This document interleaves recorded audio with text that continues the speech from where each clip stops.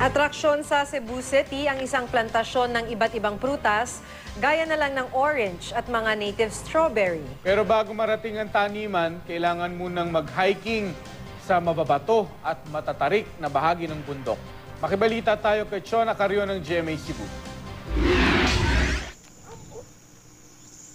Sa bahaging ito ng lungsod ng Cebu, makikita ang isang plantasyon ng prutas na madalas lamang makikitang tumutubo sa mga bansa kung saan malamig ang klima. Sa Bukiring Barangay ng Sudlon, matatagpuan ang isang orange plantation. Ang lugar na ito, nagsisilbi na rin ngayong atraksyon sa mga turista. Pero bago ito marating, dadaan ka muna sa mababato at matatarik na bahagi ng bundok. Ang ilang kasama naming umakyat, si Ritsos may bunga nun.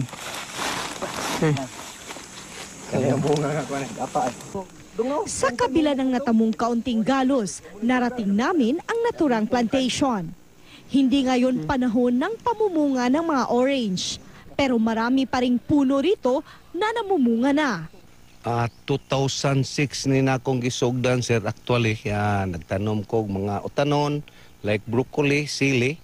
And after that, 3 years ago, tintanom ko ni anig suway ning orange o punkan. Hindi lang orange ang itinatanim dito dahil meron ding tinatawag na native strawberry.